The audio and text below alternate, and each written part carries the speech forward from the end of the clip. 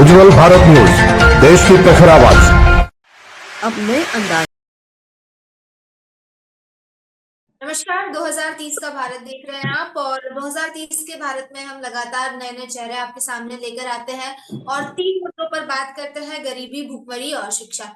आज भी इन 3 ही मुद्दों पर हम लोग बात करने वाले हैं। और आज जो चेहरा हमारे साथ मौजूद है, जिनसे हम चर्चा करने वाले हैं, उनके बारे में मैं आपको बता दूं कि ये महाराजगंज से, उत्तर प्रदेश के महाराजगंज से लोकसभा प्रत्याशी रह चुके हैं, बहुजन समाज पार्टी से ताल्लुक रखते हैं। और इनसे हम गरीबी, भुखमरी, शिक्षा, नहीं, कुल मिलाकर 2030 के भारत पर चर्चा करेंगे। तो सबसे पहले तो मौसमी आलम जी, आपका बहुत बहुत स्वागत है, आप हमारे साथ इस चर्चा में जुड़े। शुरुआत करते हैं, और सबसे पहला और सबसे अहम सवाल मैं आपसे बहुत बहुत पूछना धन्यवाद। चाहूंगी जी, क्योंकि जैसे कि हम 2030 के भारत पर बात कर रहे हैं, मैं आपसे जानना चाहती हूँ कि आपके नजरिए में 2030 तक आप भारत को कहाँ दिखते हैं? जैसे देखिए 2030 का जो भारत है, उसके लिए सबसे मेन चीज तो ये है कि जो पॉलिटिकल एजेंडे हैं, जो भी पॉलिटिशियन है, उनके एजेंडे चेंज करने होंगे। आज हम लोग देख रहे हैं, तो हमको जो दिखाई देता है वो ये है कि जो भाजपा है, वो सरकार बनाने के लिए सिर्फ काम कर रही है। जो कांग्रेस गठबंधन है, वो अपना अस्तित्व बचाने के लिए काम कर रही है। जो आप बोल रहे हैं कि भूखमरी, शिक्षा या बेरोजगारी, जितनी भी चीजें हैं, इसके ऊपर कोई भी पार्टियां ठोस तरीके से काम नहीं कर रही हैं। अगर यही स्थिति इन लोगों का रहा, तो आगे का समय बहुत चिंताजनक होगा। और अगर हम लोगों ने इन एजेंडे को, अगर जनहित में काम किया या अपने मुद्दों को चेंज किया, तो जरूर आने वाला समय अच्छा होगा। अभी तक क्या, मैं जैसे आपके अगर जिले की बात करूं, महाराजगंज की बात करूं, तो क्या स्थिति है वहां पर? महाराजगंज में जो स्थितियां हैं, वो अगर मैं आपको बोलूं तो बहुत अच्छी नहीं है, क्योंकि वहां पे क्या है, शिक्षा का जो स्तर है वो बहुत पीछे है। मैं अगर आप लोगों को बता दूं, सरकार अगर सही ढंग से काम करती है तो उसे क्या करना चाहिए। अगर मैं सरकार में होऊंगा कभी, तो मैं जरूर इस पे काम करूंगा।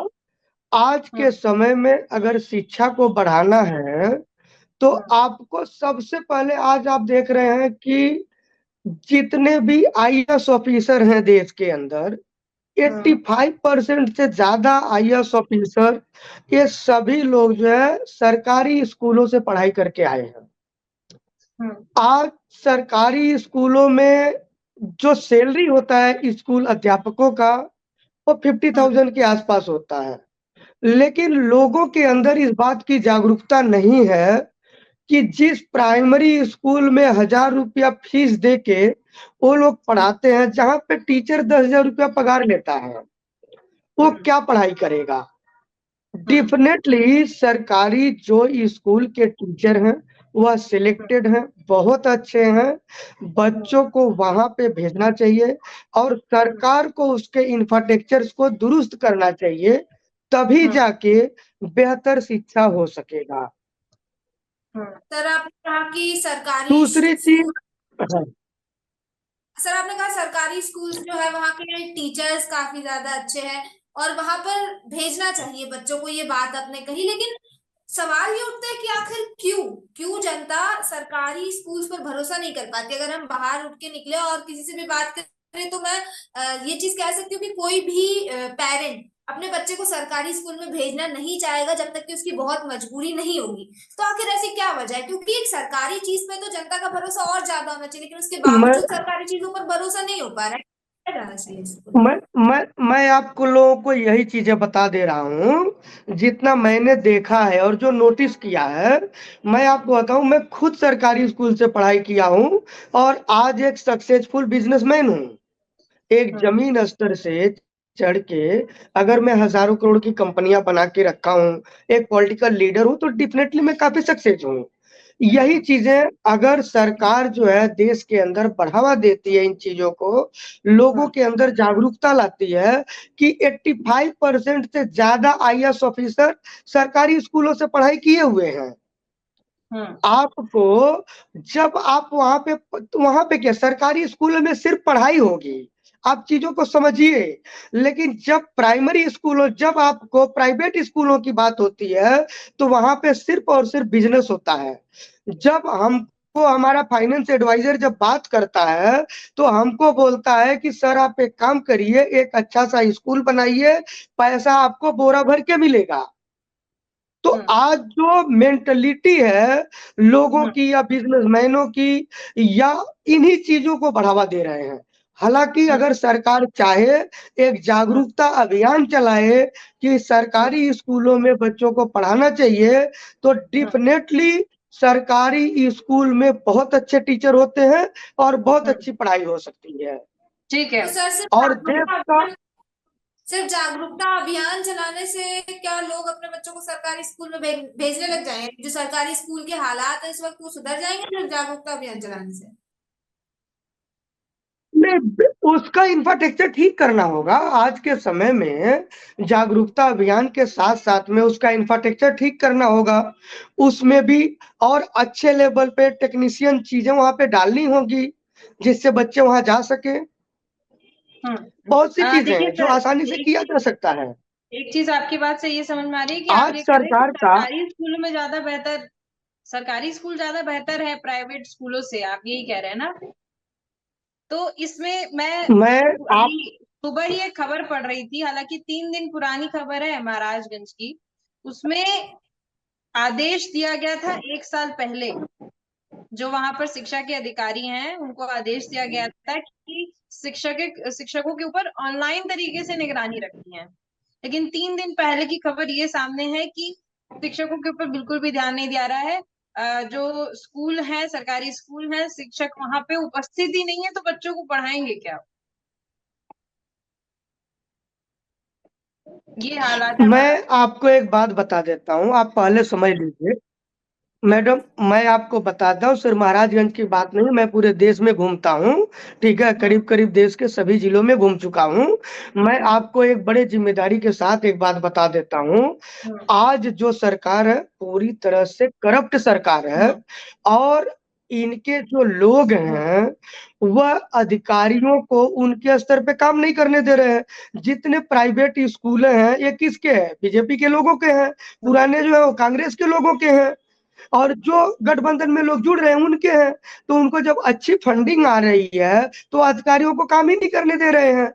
जब आप अधिकारियों को काम ही नहीं करने दोगे तो फिर जो है आपको सरकारी स्कूलों का इंफ्रास्ट्रक्चर कैसे ठीक होगा?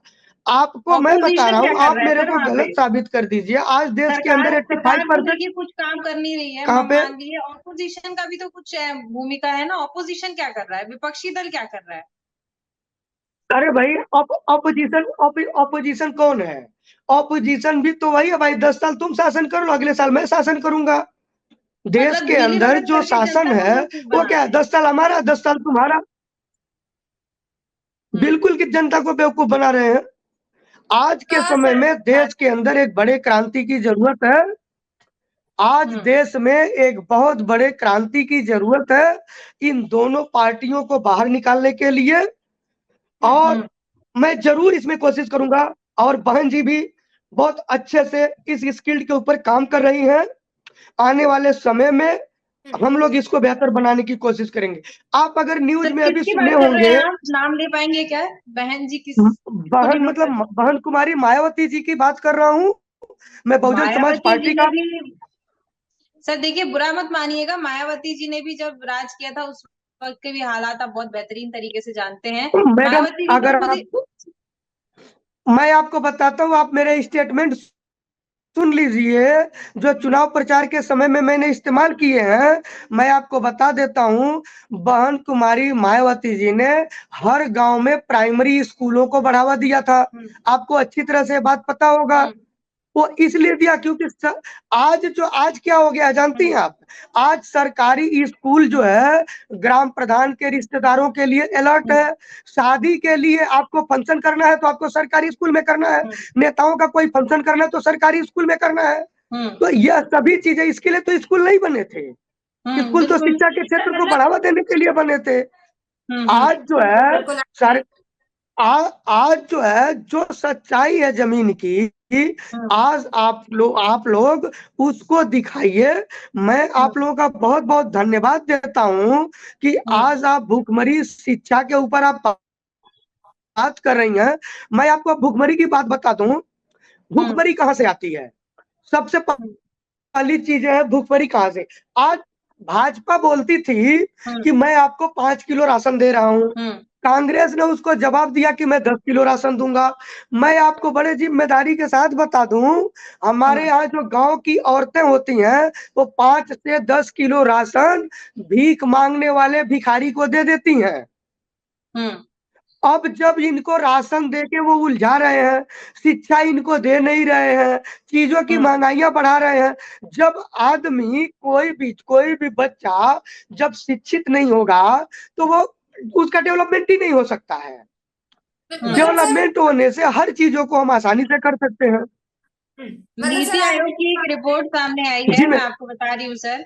नीति आयोग की एक रिपोर्ट सामने आई है, उसमें महाराजगंज को प्रथम स्थान मिला है। 5 वर्षों में सरकार ने 3,42,72,000 लोगों को गरीबी से निकाला है। तो मतलब अब क्या माने इसको, ये बताइए। मैडम, गरीबी से निकाला है, किस स्तर पे निकाला है? गरीबी से नहीं निकाला, गरीबों को ही निकाल दिया है। ठीक है, तो कहाँ चले आप गए लोग सब? कुछ चीजें मतलब समझिए। महाराजगंज से सारे हम लोग गरीब राशन भाग की गए। दुकान, मैडम सुनिए, नहीं, मैं आपको बताता हूँ क्या है, गरीबों को कैसे हटाया है आपको मैं बताता हूँ। राशन की दुकान पे 100 रुपए का राशन लेने के लिए 50 रुपए का पेट्रोल डाल के बाइक लेके आदमी जाता है राशन लेने को। आप समझ रहे हैं इस बात को?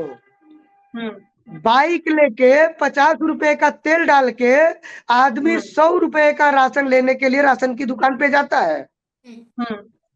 इन्होंने क्या किया, उन लोगों के ऊपर राशन देना शुरू किया जो भाजपा के कार्यकर्ता थे, जो इनके लिए दलाली करते हैं। इन लोगों के नामों को डाल दिया और गरीबों को हटा दिया। अच्छा, मतलब सर आप ये कह रहे हैं कि गरीबी सरकार खत्म नहीं हुई। मतलब आप ये मान रहे हैं ना कि सरकार ने कुछ नहीं किया? आपको सरकार का क्या काम दिखाई देता, आप मेरे को बता दीजिए। मुझे महंगाई के अलावा कुछ भी नहीं दिखता है। मतलब आप ये मान रहे हैं कि सरकार ने जनता के भले के लिए आज भी सरकार ने ना पक्ष ने ना विपक्ष ने, ये चीज आप कह रहे हैं ना। आपने ये कहा था कि ऑपोजिशन और जो सरकार सत्ता में बैठी दोनों मिलकर के काम कर रहे हैं 10 साल आप 10 साल में, है ना? ये चीज, ये आपके शब्द थे, मैं मतलब मानो इस चीज को, है ना?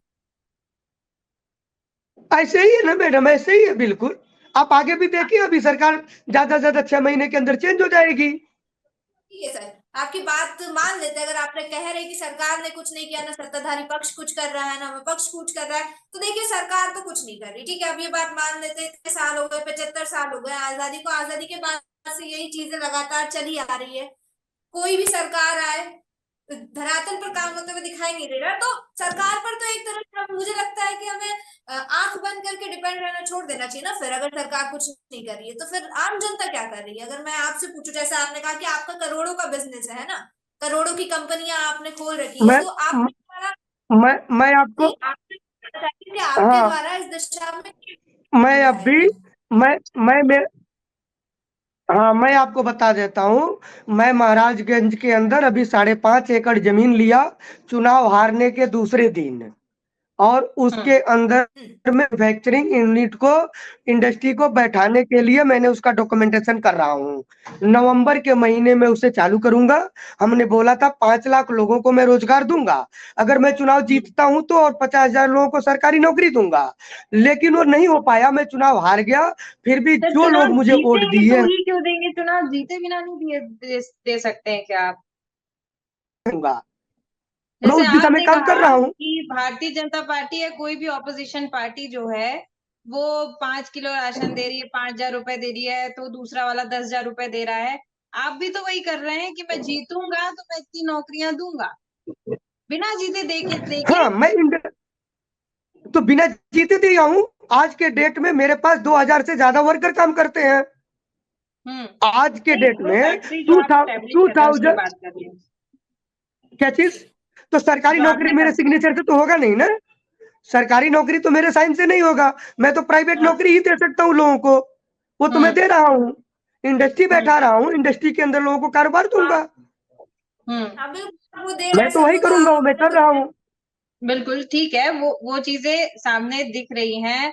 लेकिन जब हम जैसे आपके जिले की बात कर रहे हैं, महाराजगंज जिले की बात कर रहे हैं, जैसे ही आप खुद जब आप पढ़ते होंगे, न्यूज अपडेट्स पढ़ते होंगे, तो आप महाराजगंज के बारे में अगर जानने की कोशिश करेंगे ना, तो उसमें साफ दिखा रहा है कि महाराजगंज आज की डेट में सबसे बेहतरीन बन चुका है। शिक्षा के क्षेत्र में, गरीबी के क्षेत्र में। नीति आयोग की रिपोर्ट बता रही है, आप कह रहे हैं कि कुछ भी नहीं हो रहा है। तो यहाँ ये जनता सब तो असमंजस ये आयोग किसका है? आयोग को मॉनिटरिंग कौन करता है? वही चीज, वही मैं कह रही हूँ कि नीति आयोग ये पे सभी चलिए आयोग भरोसा कोई कर नहीं रहा है। आपको सुनिए ना मैडम, आप सुनिए ना। आप लोग यह बात बढ़िया से जानते हैं, जहाँ पे सीएम तक सेफ नहीं है जिस देश के अंदर, भ्रष्ट है, नो डाउट भ्रष्ट है। लेकिन अगर सीएम जेल में चला जाता है, सभी आयोग जो है सरकार इस्तेमाल कर रही है, तो नीति आयोग भी तो पूरी तरह से सरकार के कंट्रोल में है। वो सही काम कैसे कर सकती है? आप जमीन पे घूमिए, सुनिए, मैं आपको बताता हूँ। मैंने पूरे जिम्मेदारी के साथ जितने भी न्यूज दिए हैं, सभी वाइट्स के अंदर मैंने बताया है कि आप मेरे साथ घूम लीजिए। मेरी गाड़ी अगर आगे चलेगी तो पीछे की जो गाड़ियां हैं वो धुंध से दिखाई नहीं देती हैं। यह है रोड का वहां पे इंफ्रास्ट्रक्चर। हर साल जो है कम से कम हजारों एकड़ गेहूं की फसल जलती है महाराजगंज के अंदर। मैंने डीएम साहब को बोला कि गेहूं की फसल तैयार होने से पहले आप नहरों में पानी छोड़ दीजिए, मानसून ठंडा हो जाएगा। और अगर मानसून ठंडा नहीं भी हुआ, आग लग भी गया, तो उस पानी की मदद से गांव के लोग आग को बुझा लेंगे। लेकिन उन्होंने ऐसा नहीं किया। आज हजारों एकड़ खेतियां जल जा रही हैं। आप बोल रही हैं कि वहां पे सरकार ने काम किया है। अब बताए वो जो हमको, अब देखिए सामने जो नीति आयोग की रिपोर्ट से आंका जा रहा है, उससे तो ये समझ में आ रहा है, लेकिन वास्तविक स्थिति जानना था, इसलिए हम आपसे जुड़े, आपसे जान रहे हैं। चलिए मान लीजिए कि आप चुनाव जीत गए, मायावती जी बहन की सरकार आ गई, उसके बाद महाराजगंज को कैसे बदलेंगे? क्योंकि अभी तो हालत बद से बदतर है, हर जगह महाराज हाहाकार सुन मचा लीजिए, हुआ है। मैं आपको बड़े जिम्मेदारी के साथ एक बात बता देता हूँ। महाराजगंज डिस्ट्रिक्ट बनने के बाद वहां पे आपको पता है मुख्यालय नहीं था। बहन जी की सरकार, बहन जी की जब सरकार बनी, हमारे यहाँ पे एक भी एमएलए उनका नहीं था, एक भी एमपी उनका नहीं था। कभी भी बसपा का एमपी आज तक नहीं हुआ महाराजगंज में। जो महाराजगंज के अंदर में अगर बहन कुमारी मायावती जी के विकास कामों को अगर हटा दिया जाए, तो 5 भी ऐसे बिल्डिंग नहीं है जो किसी दूसरी सरकार ने किया हो। यह महाराजगंज की स्थिति है। अभी शिक्षा के क्षेत्र की अगर आप बात करेंगी, तो बहन कुमारी मायावती जी की सरकार में आप लोगों ने देखा होगा, उर्दू अरबी जो यूनिवर्सिटी है लखनऊ के अंदर, वो बहन कुमारी मायावती जी ने बनाया था। उनके सरकार में हाँ, ये लखनऊ में जो है बहन कुमारी मायावती जी ने बनवाया है। ठीक है। इसके बाद मैं आपको बता देता हूँ, आपको नहीं लगता सर कि समुदाय स्पेसिफिक पार्टी चली जाती है? नहीं ऐसा नहीं है। देखिए आपको मैं बताता हूँ, बहुजन समाज पार्टी का जो नारा है, सर्वजन हिताय सर्वजन सुखाय, और इसके ऊपर पार्टी ने काम किया है। आज तक जितने टिकट दिए एमएलए एमपी या किसी के लिए, सभी के लिए दिया है। इसके अलावा जब सरकार बनी तो मिनिस्ट्री में भी सबको इन्वॉल्व किया है।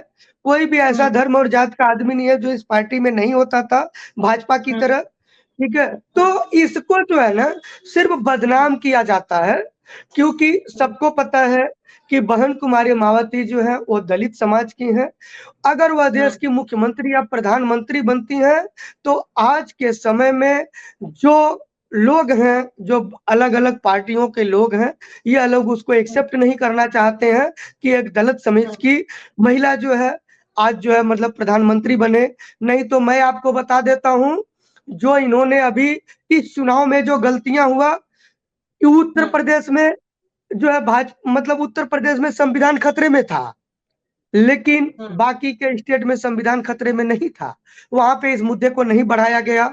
संविधान खतरे में होने की बात सुन के दलित और मुस्लिम डरता है, और उस डर का इन्होंने फायदा उठाया।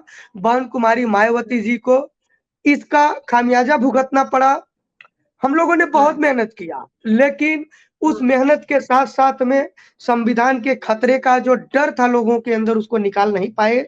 लेकिन आज वह सभी वोटर इस बात से पछता रहे हैं कि उनसे गलती हुई है। आगे चल के वो सभी लोग हमारे साथ हैं। आगे हम लोग 2027 में बहुत अच्छा करेंगे।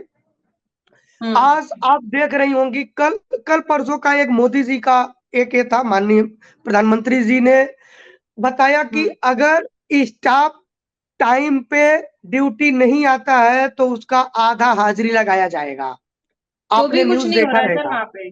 नहीं, सुन तो भी तो लीजिए, कुछ नहीं सुन हो रहा है। मैडम, सुन तो लीजिए, पूरी बात तो सुन लीजिए।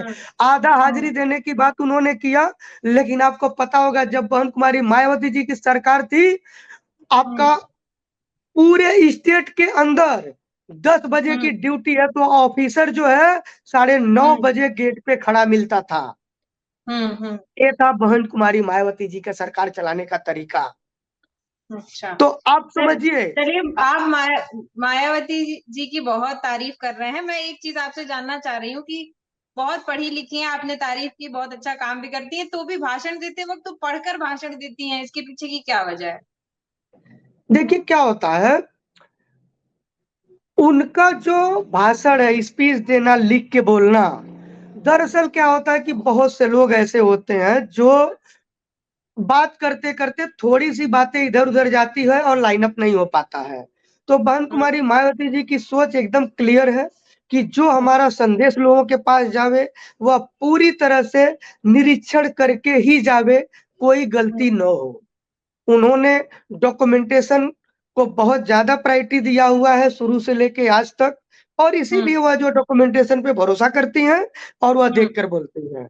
सर आप चुनाव लड़े थे ना इस बार, हुँ, हुँ, तो हार गए, हाँ। तो जीत क्यों नहीं पाए फिर? काम किए होते तो जीत जाते। मैडम, काम आदमी कैसे करेगा? आप पहले समझ लीजिए, मेरे यहाँ पे काम काम करने के लिए कैसे तो पहले करेंगे? मैं आपको बता रहा हूँ ना, मुझे महाराजगंज जिले में काम करने के लिए तो पहले मुझे कमाना पड़ेगा ना, और कमाने के लिए महाराजगंज में इंडस्ट्री नहीं है।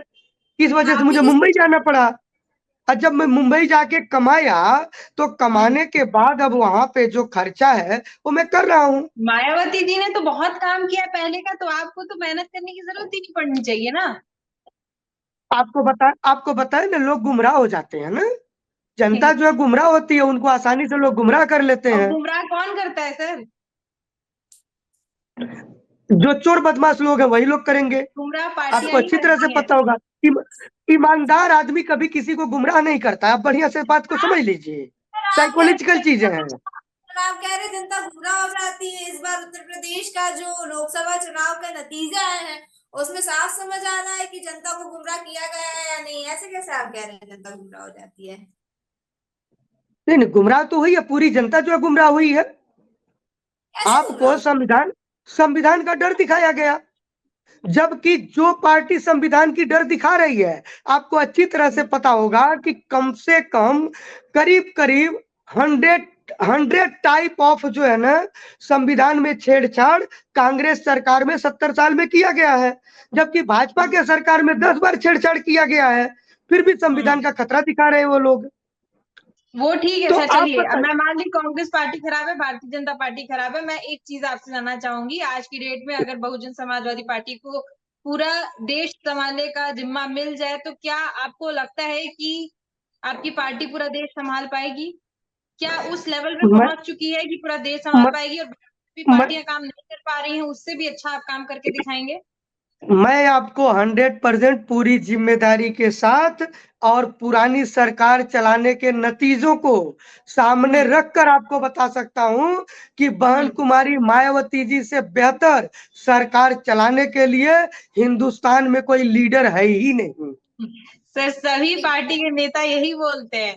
देखिए आप मैडम आपने पार्टी के देखा नेता हैं तो होगा, ऐसे उनकी तारीफ कर रहे मैडम हैं। आपने आपने 2007 के बाद से जो बसपा की सरकार जब रही है तो आपने देखा होगा कि किस तरह का गवर्नेंस था देश के अंदर, स्टेट के अंदर। एक भी दंगे फसाद नहीं हुए, कोई जातिवाद नहीं हुआ, सभी धर्म के लोगों को सम्मानित किया गया। हर क्षेत्र में जो प्राइमरी स्कूल है उनको हर गांव में बनाया गया।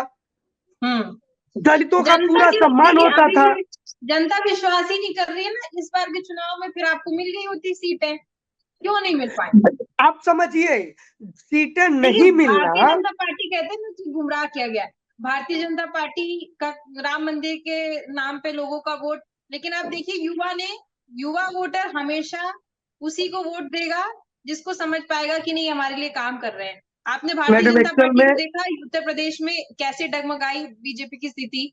मैं ये कह रही हूँ कि जनता को कोई गुमराह नहीं कर सकता। अगर जनता को विश्वास हो गया कि हमारे लिए मायावती जी ऐसा कर सकती हैं, तो मायावती जी को पहले कुछ करके दिखाना होगा। जैसा आप कह रहे हैं कि उनके और कितना शासनकाल में बहुत सी आप चीजें हुई बताइए हैं, मुझे, तो और कितना दिखाने की जरूरत है? 4 तो बार क्यों सीएम नहीं रही जनता है। ने चुना? जनता 4 ने क्यों बार नहीं सीएम। चुना फिर? जनता जो है, जनता अगर नहीं चुनी है तो उसमें जो है ये चोर बदमाश लोग जो हैं, इन लोगों ने उनका मिसयूज किया, उनको गुमराह किया। आप समझिए ना चीजों को। संविधान का खतरा है क्या? आप जो पढ़ी लिखी हैं, आप संविधान को जानती हैं। संविधान बदला जा सकता है क्या देश का? पूरी क्रांति संविधान आ क्यों जाएगी देश के बदलेंगे? अंदर। देश के अंदर इतनी क्रांति आ जाएगी कि रोड पे लोग खड़े हो जाएंगे।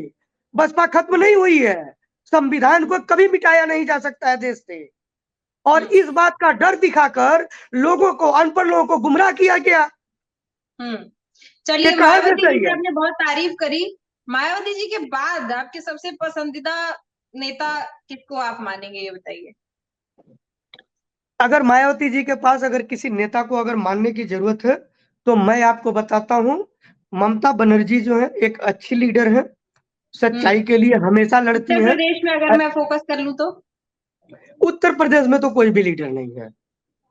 कोई भी नहीं उत्तर है। प्रदेश के अंदर, उत्तर प्रदेश के अंदर जो भी लीडर है वो सिर्फ धार्मिक है। उनको धार्मिक होने के अलावा और कुछ भी नहीं करना है। आज के समय में जितनी भी पार्टियां हैं वो सभी पार्टियां और सभी लीडर वो अपने अस्तित्व की लड़ाई लड़ रहे हैं। जनता के लिए कोई लड़ाई नहीं लड़ रहा है। जमीन के जरा ऊपर, जमीन के चलिए ऊपर उम्मीद कोई करते भी हैं कि जनता की अगली लड़ाई बार नहीं आप लड़ रहा। लोग जीतें और जनता के लिए बहुत कुछ करें। मैं आपको यकीन दिलाता हूं आने वाले समय में मैं जरूर जीतूंगा। यकीन और सभी नेता बहुजन दिलाते हैं सर। यही तो बहुजन समाज पार्टी को पूरी मजबूत करूंगा और देश के अंदर उसको हर जगह पे ज्यादा से ज्यादा सीटें जितवा चलिए के 2030 सरकार में में आप क्या लाऊंगा। योगदान दे पाएंगे, मुझे ये बता दीजिए। किसमें? 2030 के भारत के लिए आप क्या योगदान कर पाएंगे अपनी देखिए तरफ से? 2030 के भारत के लिए मैं सरकार को चिट्ठियां लिख रहा हूं कि आप लोग सरकारी स्कूलों के इंफ्रास्ट्रक्चर को डेवलप करिए जिससे आप शिक्षा पहले बेहतर हो। इंडिविजुअल बताइए सर, सरकार को साइड हटाइए। अभी सरकार तो कुछ नहीं कर रही। कुछ नहीं करना। इंडिविजुअल जो है, आप समझ लीजिए मैं एक इंडस्ट्रियलिस्ट हूँ। मैं इंडस्ट्री को बढ़ावा दूंगा और इसके अलावा जो मेरे पार्टी के लोग हैं या जितने भी हैं उनकी सदस्यता बढ़ाई जाएगी, उसके ऊपर काम किया जाएगा। इनके लिए अलग से अभी लीगल एडवाइजर रखे जाएंगे। सरकारी अनुदान। पार्टी के लोगों के बारे में नहीं जानना चाह रहा, हम आम जनता के बारे में जानना चाह रहे हैं। आम जनता के लिए आप क्या करेंगे? मैं आपको तो बताया, मैं जनता के लिए जो है मैं कल्चरल चीजें भी करता हूँ, मैं मूवी बनाता हूँ। तो सर एक कहूंगी, थोड़ा सा अपना कैमरा ठीक कर लीजिए। आपका क्या आधा फेस आ रहा है फ्रेम में। जी अपनी मैडम चेहरे को बताइए। इधर हटा लीजिए। ठीक है, हाँ हो गया अब अभी। बोलिए, बात पूरी कीजिए। देखिए आपको मैं बता देता हूँ, हमारा जो जिम्मेदारी जनता के लिए है वो वही है कि ज्यादा से ज्यादा मैं एम्प्लॉयमेंट को बढ़ावा दूं, लोगों ठीक को है। रोजगार मिले, जिससे लोगों को रोजगार मिले। और शिक्षा के क्षेत्र में मेरा एक फाउंडेशन है, मासमे फाउंडेशन, जो हायर एजुकेशन के लिए फंडिंग करता है। एक्सीडेंटल मेडिकल प्रॉब्लम्स के लिए मैं कुछ हॉस्पिटल्स के साथ बात कर रहा हूँ कि अगर कोई भी हॉस्पिटल है, उन जो एक्सीडेंट हो रहे हैं उनको इमीडिएट बेसिस पे उनका इलाज किया जाए। अगर वह तुरंत पैसे नहीं देता है तो उसके लिए मेरे फाउंडेशन का चेक बैंकों के पास होगा। बिटवीन 7 डेज पेमेंट नहीं मिलने से वो मुझसे रिकवर कर सकते हैं। मैं इसके ऊपर भी काम कर रहा हूँ, क्योंकि एक्सीडेंट एक्सीडेंट एक ऐसी चीज है, एक-एक मिनट का जो समय महत्वपूर्ण होता है आदमी का जान बचाने के लिए। बिल्कुल ठीक है। तो मैं मतलब इस हम तरह का आपकी भी तरफ से सोशल ये वर्क में उम्मीद काम कर करें रहा कि हूँ। आप जो बेरोजगारी है उसको खत्म करने में आपका 2030 में ये बहुत बड़ा योगदान रहेगा, यह मान के चलते हैं। जी, बिल्कुल मैडम, ज़रूर होगा। मैं आपको यकीन दिलाता हूँ 2030 तक कम से कम 50,000 के आस-पास वर्कर हमारे साथ होंगे। चलिए, बहुत चलिए बढ़िया सर, बहुत बढ़िया है। बहुत बहुत धन्यवाद सर हमारे साथ जुड़ने के लिए। बहुत बहुत धन्यवाद जी सर मैडम, आपका। 2030 में धन्य आपने यकीन दिलाया, 2027 में आपने कहा है कि आप जरूर जीतेंगे, ऐसा आपने यकीन दिलाया, तो 2030 में आप 2027 में मैडम मैं नहीं जीतूँगा, कि मैं चुनाव नहीं लड़ूँगा। आप समझ लीजिए, पार्टी ज़रूर जीतेगी और हाँ, पार्टी को जिताने के लिए मेरा जितना योगदान की ज़रूरत है मैं ज़रूर करूँगा। चलिए बिल्कुल ठीक है। सर, जुड़ेंगे हम, फिर आपसे चर्चा की जाएगी 2030 में, और जैसा आपने कहा है कि आप ये योगदान देंगे तो आपसे बात की जाएगी उस वक्त। अभी आपका बहुत बहुत धन्यवाद, आप हमारे साथ जुड़े और तमाम चर्चा की आपने। धन्यवाद सर। धन्यवाद सर, धन्यवाद। तो जिस तरह से आपने देखा, मोहम्मद मौसमी आलम जी हमारे साथ जुड़े थे महाराजगंज उत्तर प्रदेश से, कई सारी बातें की, और हालांकि उनके द्वारा कहा गया है कि 2030 तक इंडस्ट्रियलाइजेशन के क्षेत्र में और बेरोजगारी दूर करने के क्षेत्र में वो कई सारे कार्य करेंगे। तो 2030 में उनसे फिर मुलाकात होगी और उनसे बात होगी, और हम फिर लौटेंगे आपके सामने ऐसे ही कुछ नए चेहरे लेकर, और उनसे भी इन्हीं मुद्दों पर बात होगी कि आखिर 2030 में देश की स्थिति क्या होगी, और जो खुशहाल देश है, जो 2030 के भारत का सपना है, वो कैसे साकार होगा।